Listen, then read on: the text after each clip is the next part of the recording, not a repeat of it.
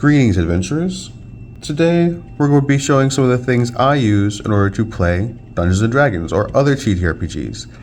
In all cases, there are some conventions which are shared between systems, settings, and just games in general. Most games, including D&D, use polyhedral dice. These come in all shapes and sizes, but not all of these dice are polyhedral. We're going to be using a 4-sided, a 6-sided, an 8-sided, two 10-sided, a 12-sided, and a 20-sided.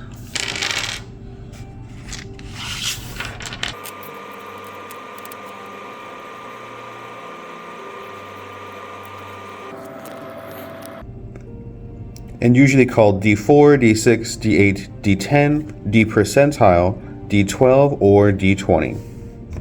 For a majority of the time, you're going to be using the 20-sided die.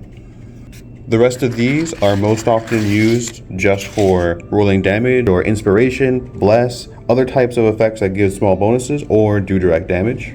While the two D10s can be called the D percentile. Most of the time, your D10s aren't going to say 10 on them, they're going to use 0, which in the case of this is what 100 would look like.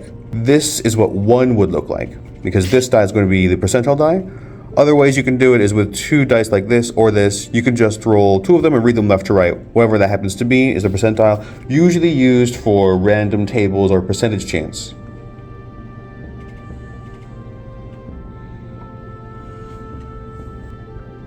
There are some basic rules to the dice rolling.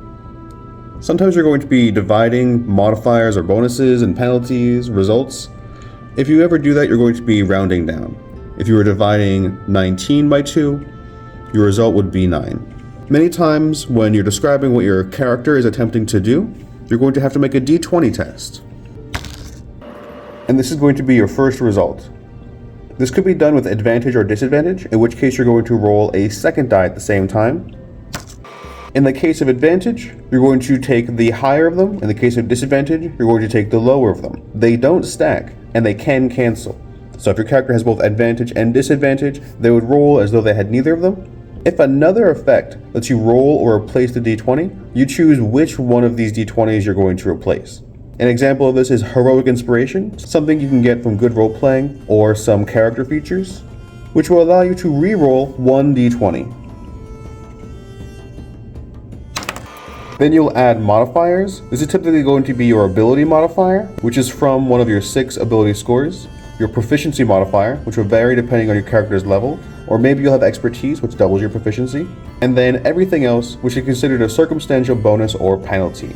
Compare that to some target number. This is usually going to be the difficulty class, the DC of one action, or the armor class of a character you're attempting to attack.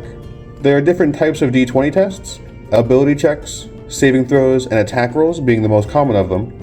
Something that is unique about attack rolls is that if you roll a 1, it's going to be considered a miss no matter what, and if you roll a 20, it's going to be considered a critical hit, which will roll twice as many dice for damage. Damage is typically going to be using one or more of the other types of dice, D4 through D12. It's going to depend on the weapon, attack, spell, or feature your character is using, which will determine their damage.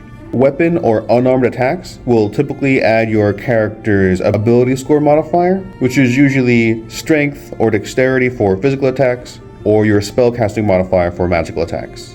On rare occasion, you might be asked to roll a strange number, such as a D3. You can either roll your 6-sided die or a 12-sided die and just do a little bit of math and figure it out that this 3 divided by 2, round up in this case, is going to be 2 on the D3. In the case of this being a 12 or any other divisible by 3, you just need to do the appropriate math.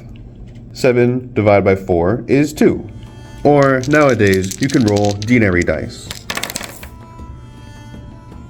which will just have the result you need. One tool I use to improve my storytelling is random roll tables. You can design these yourself, and I generally see them as either linear or bell curve. A linear roll table would be like rolling a d20 because there's an equal chance of rolling any number on the sides. Or you can use more than one die.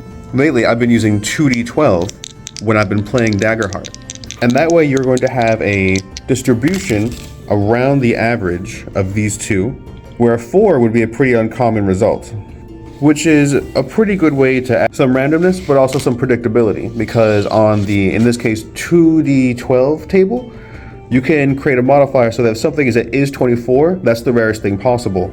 But then everything above 24 is going to be that thing. And it allows for exploration type activities where there is a definite end to when they find this character, either by accruing clues or just getting warmer in the area that they're going to be. And that has been a really good lower prep way for me to generate stories. Anyway, let's roll these bad boys. See you next time. Happy games to you.